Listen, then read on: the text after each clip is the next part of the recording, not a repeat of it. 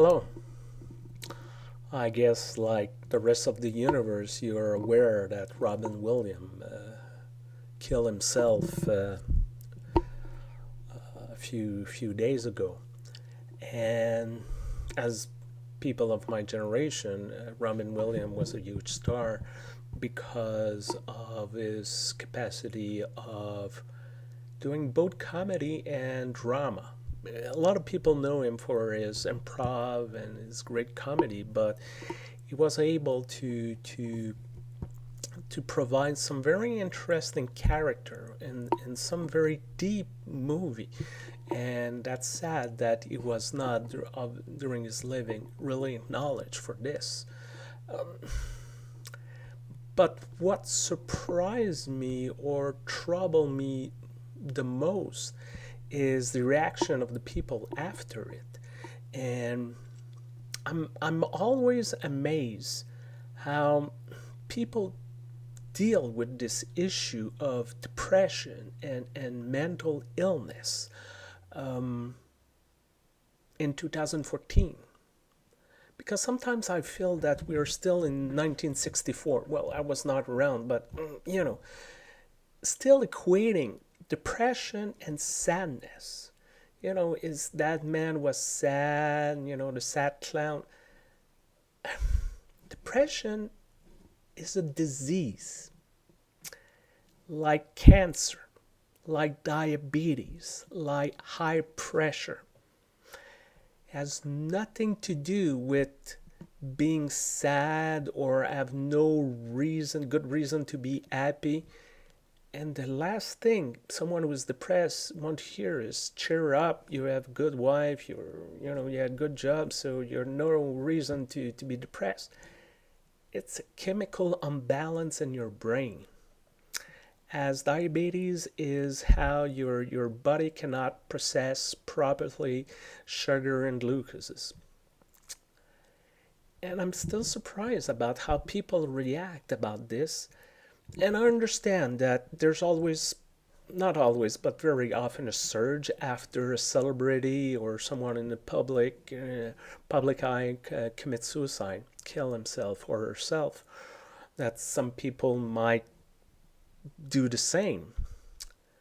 But still, trying to avoid completely the subject is not really there, or to talk about it for 3 days and then completely returning in some sort of taboo around it is not helping.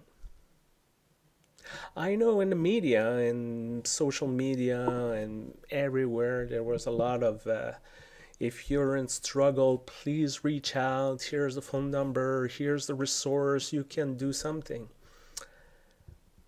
But also there's the part that I think that is missing is what about those around people suffering from this disease?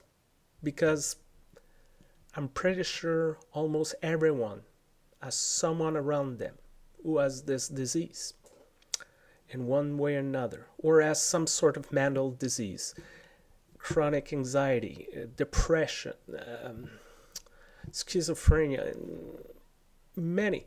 And once again, it's not about how strong you are or happy. It's the chemical imbalance in your brain.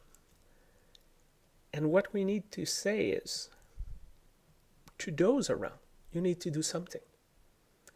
You don't let friends who you know that has a disease skipping their treatment, skipping treatment, refusing medication, not going to a doctor without saying anything. We'll say, you should do something. And I think it's the same when it comes with mental illness, that we need also to be proactive, to go to someone and say, are you okay? And of course, people will always say the first answer, yes, of course I'm okay, because it's a big taboo. Nobody wants to admit they have a disease. But to continue, to be there, to reach out. And that's, I think, when we talk about the church community, a church family, this is a place when we should reach out to those who are sick, regardless of the disease. If someone has cancer, we pray for that person. Maybe we will visit that person. Maybe we will phone that person. Well, mental illness should be the same. We should pray for them. We should visit them. We should call them one way or another. And it's not more difficult. Maybe that's what the responsibility belongs to all of us, to be honest. And I think through the years I've been honest with you. I have disclosed on many occasions that I have a chronic anxiety, which are treated with very good medication, as I was diagnosed with the beginning of diabetes, which is treated with very good medication, and I'm better shape now that I've been, I think, never in my life. But still, I have those illnesses. I don't want to be petty. I don't want, it's just who I am.